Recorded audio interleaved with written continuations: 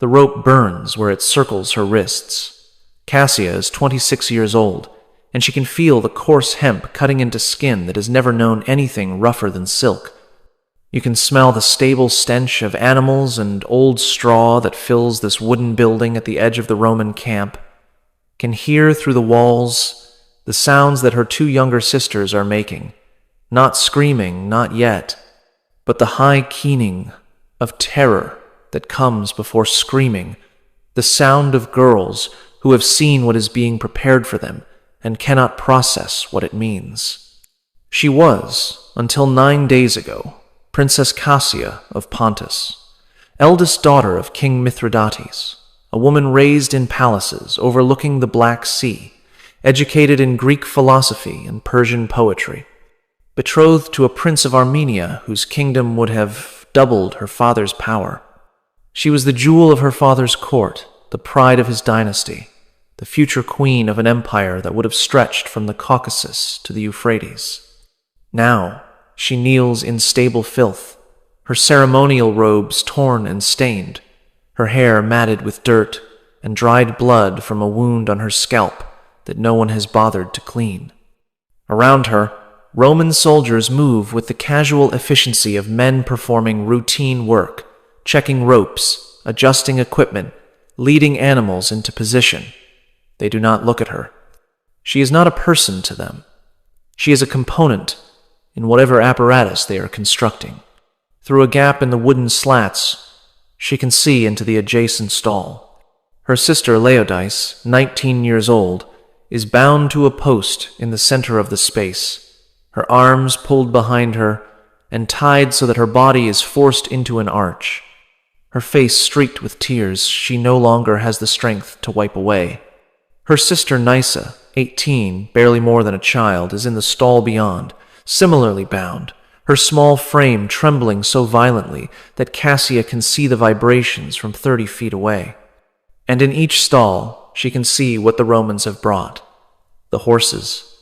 Massive cavalry stallions, war-trained, selected for size and temperament, held by handlers who know exactly what these animals will do when released toward a bound and helpless woman. She has heard of this punishment. Every kingdom that bordered Rome had heard of it, whispered about it, used it as a warning to those who considered resistance. The Romans called it many things, depending on which commander ordered it and what purpose it served. Sometimes it was spectacle, performed before armies to demonstrate the consequences of defiance. Sometimes it was private, conducted in camps and prisons where only the soldiers witnessed what occurred. But always it involved the horses. Always it involved women bound in ways that left them exposed and defenseless. Always it ended the same way. Her sisters are to be subjected to this. Laodice and Nysa, who have done nothing except be born to a king who dared to challenge Roman expansion, who built a coalition that threatened Roman control of the eastern trade routes, who won 3 battles before the 4th destroyed him and delivered his family into the hands of General Lucius Cornelius Crassus. Crassus. She memorizes the name, adds it to the mental ledger she has been keeping since capture. The names of officers, the hierarchy of command, the patterns of authority that govern this camp. Information is the only weapon available to her, and she has been gathering it with the desperation of someone who knows that knowledge might be the only thing standing between her sisters and the fate being prepared for them. A man enters the stable. He is perhaps 50 years old, wearing the armor of a senior commander, his face bearing the weathered marks of decades of campaign. His eyes move over the scene with the practiced assessment of someone inspecting equipment rather than witnessing the preparation for atrocity. This is General Crassus. She recognizes him from the surrender, from the moment when her father knelt in chains and was informed of the fates his children would suffer. The youngest first, Crassus says to the officer beside him. 18 is old enough, and her screams will help motivate the others. Nysa. They are going to start with Nysa. Cassia feels something shift inside her. The fear that has paralyzed her since capture does not disappear, but it recedes, pushed aside by something older and stronger. She has spent her entire life protecting her sisters. She taught Laodice to read when their tutors gave up on her. She held Nysa through nightmares when their mother died. She has been their shield against court politics, against the expectations of their father, against the thousand small cruelties that palace life inflicted on royal daughters. She will not stop now. General Crassus. Her voice comes out steadier than she expected, cutting through the ambient noise of the stable, drawing attention from soldiers who had been ignoring her. I would speak with you. Crassus turns, his expression shifting from dismissal to curiosity. Prisoners do not typically address their captors. Certainly not prisoners about to witness their family's destruction. The Pontic princess speaks, he says. What could you possibly have to say that would interest me? An offer, Cassia says. One that will benefit you more than watching children scream. She sees interest flicker in his eyes. Romans are pragmatic above all else. Even cruelty serves purposes for them: intimidation, entertainment, the satisfaction of soldiers who have endured hard campaigns. If she can offer something of greater value, she might be able to redirect the cruelty, to take upon herself what was meant for her sisters. What offer? Take me instead. All of it. Whatever you planned for them, do it to me. All 3 portions of punishment, concentrated on one body. I am older, stronger. I will last longer. The spectacle will be greater. Crassus studies her. She can see him calculating, weighing the entertainment value of what she proposes against the original plan. Your sisters are younger, he says. More, appealing to certain tastes. 3 is more than 1. Why would I accept less? Because I have information. The locations of treasure my father hid before the final battle. The names of Roman officers he bribed during the war. The routes of the supply networks he established with Parthia. She is gambling now, mixing truth with fabrication, hoping that greed will override other appetites. Give me my sister's safety, genuine safety, not death in a different form, and I will give you everything I know. I could torture the information from you. You could try, but I was raised in a court where poison was served at every meal and assassination was casual conversation. I know how to die quickly when I choose to. Torture me, and you will get nothing.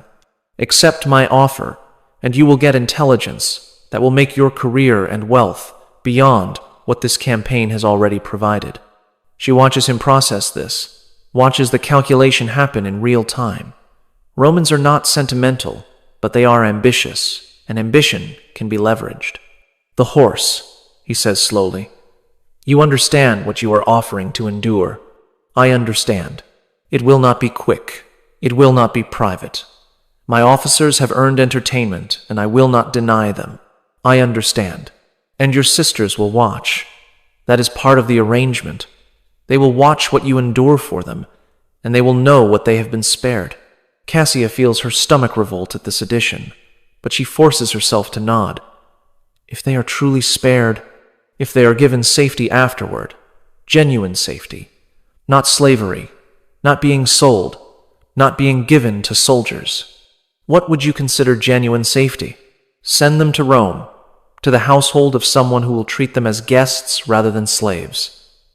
Let them live out their lives in comfort, even if it is comfort in exile. This is what I am buying with what you are about to do to me. Crassus is silent for a long moment. Then he smiles, and the smile is worse than anything she has seen from him so far. You love them, he says. Truly love them. That is rare in royal families. Most would sell their siblings for an extra hour of comfort. My sisters are the only family I have left. My brothers were killed in battle. My father will be executed after the triumph. My mother died years ago. Laodice and Nysa are everything. Then we have a bargain. He turns to the officer beside him. Release the younger 2 from their preparations. Bring them here to witness, and prepare the eldest for extended use. The words land with physical weight. Extended use. She knows what that means. Not a single horse, not a single session, but multiple animals, multiple days. Whatever duration Crassus decides will provide adequate entertainment for his officers. But Laodice and Nysa will live. They will be safe. They will grow old in Rome while she endures whatever is coming. It is enough. It has to be enough. What you are about to learn has been deliberately obscured by 2,000 years of historical sanitization. The Romans who wrote the histories that survived were not interested in documenting what happened to the daughters of defeated kings. They mentioned triumphs and victories, recorded the names of conquered monarchs, noted the treasure that flowed into Roman coffers. But the women, the princesses and queens, who were captured alongside their fathers and brothers, were reduced to footnotes, mentioned only as parts of the procession, their ultimate fates left unspecified. Tonight you will learn what those unspecified fates actually were. You will learn about the punishment that Roman generals reserved for royal women who represented conquered dynasties, the methods designed not merely to destroy individuals, but to annihilate bloodlines, to demonstrate so completely Rome's dominance that no one would ever again think resistance was possible. You will learn about the role of animals in Roman punishments, why certain methods were chosen for certain victims, what purposes the spectacle served beyond mere cruelty. You will learn about the hierarchy of suffering, why some captives were killed quickly, while others were subjected to prolonged degradation, what determined which fate a prisoner received.